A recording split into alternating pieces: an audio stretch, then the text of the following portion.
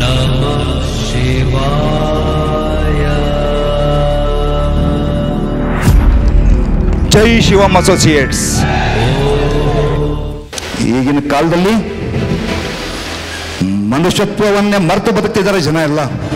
ನಾವು ಈ ಜಗತ್ತಿಗೋಸ್ಕರ ಬದುಕ್ತಾ ಇದ್ದೇವೆ, ನಮಗೋಸ್ಕರ ಬದುಕ್ತಾನೆ ಇಲ್ಲ ನಾವ್ಯಾರು. ನಾನು ನನಗೋಸ್ಕರ ಬದುಕ್ತೇನೆ.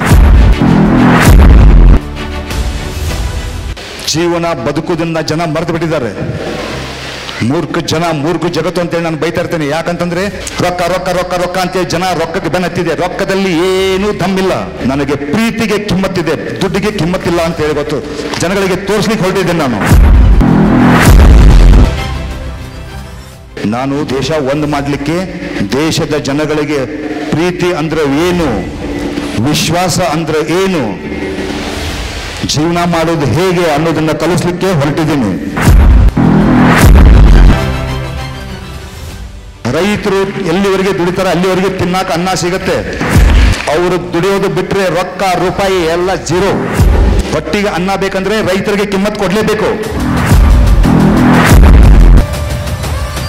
ವಿಶ್ವಗುರು ಬಸವಣ್ಣನವರು, ವಿವೇಕಾನಂದರನ್ನ, ಅಂಬೇಡ್ಕರ್ ಅವರನ್ನ, ಸಂತ ಸುಶೀಲಾಳ ಶರೀಫರನ್ನ, ಅಬ್ದುಲ್ ಕಲಾಮರನ್ನ, ಇಂಥ ದೊಡ್ಡ ದೊಡ್ಡ ವ್ಯಕ್ತಿಗಳನ್ನ ನನಗೆ ಓವರ್ಟೇಕ್ ಮಾಡ್ಬೇಕಂತ ಆಸೆ ಇದೆ. ಅವ್ರಿಗಿಂತ ಒಳ್ಳೆ ಕೆಲಸ ಮಾಡ್ಬೇಕಂತ ಆಸೆ ಇದೆ.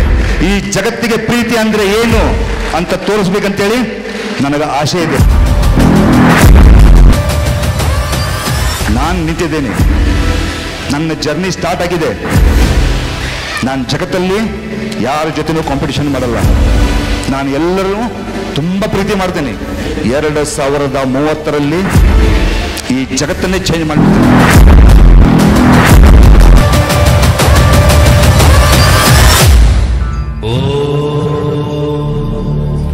ನಮಃ ಶಿವಾಯ. ಜೈ ಶಿವಂ ಅಸೋಸಿಯೇಟ್ಸ್.